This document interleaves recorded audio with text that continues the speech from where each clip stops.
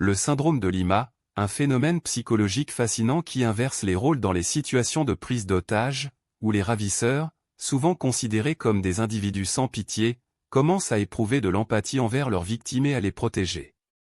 Ce syndrome, bien moins connu que son cousin, le syndrome de Stockholm, présente un paradoxe intrigant qui interroge notre compréhension de la psychologie humaine dans les situations de stress extrême. Au-delà de la lumière, où se cache la vérité, Nextera. Le syndrome de Lima, également appelé syndrome de Lima inversé ou syndrome de prise d'otages inversé, est un concept qui a été décrit pour la première fois dans les années 1990, à la suite d'une prise d'otage survenue à Lima, au Pérou. Lors de cet événement, des membres du mouvement révolutionnaire Tupac Amaru ont pris en otage des centaines de personnes, dont des dignitaires étrangers, dans la résidence de l'ambassadeur du Japon. Au fil des jours, les ravisseurs ont commencé à développer des liens avec leurs otages, allant même jusqu'à les protéger des forces de l'ordre qui tentaient de les libérer. Ce phénomène peut sembler contre-intuitif, car on s'attend généralement à ce que les ravisseurs traitent leurs otages avec brutalité et mépris. Cependant, les recherches en psychologie ont montré que les situations de stress extrême, telles que les prises d'otages, peuvent provoquer des réactions émotionnelles et comportementales complexes chez les individus impliqués. Les ravisseurs, qui sont souvent motivés par des idéologies politiques ou des désirs de pouvoir, peuvent commencer à voir leurs otages sous un jour différent, en développant des liens émotionnels avec eux.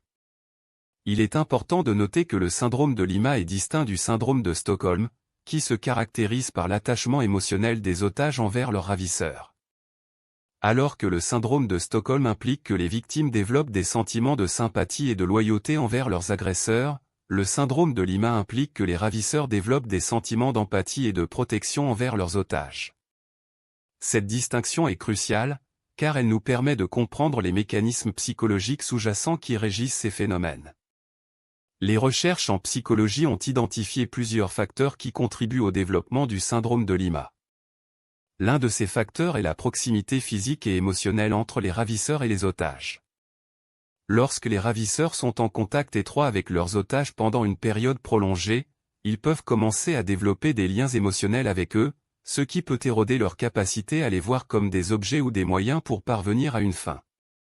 Un autre facteur est la vulnérabilité des otages, qui peut inspirer chez les ravisseurs des sentiments de protection et de responsabilité. Le syndrome de Lima a également des implications importantes pour la gestion des situations de prise d'otages. Les forces de l'ordre et les négociateurs doivent être conscients du fait que les ravisseurs peuvent développer des liens émotionnels avec leurs otages, ce qui peut les amener à les protéger et à les défendre. Cela peut nécessiter des approches de négociation plus subtiles et plus empathiques, qui prennent en compte les émotions et les besoins des ravisseurs, ainsi que ceux des otages. En conclusion, le syndrome de Lima est un phénomène psychologique complexe et fascinant qui nous invite à reconsidérer notre compréhension de la psychologie humaine dans les situations de stress extrême. En étudiant ce phénomène, nous pouvons acquérir une meilleure compréhension des mécanismes émotionnels et comportementaux qui régissent les interactions entre les individus impliqués dans les situations de prise d'otage. Cela peut nous aider à développer des stratégies de négociation et de gestion de crise plus efficaces, qui prennent en compte les émotions et les besoins de toutes les parties impliquées.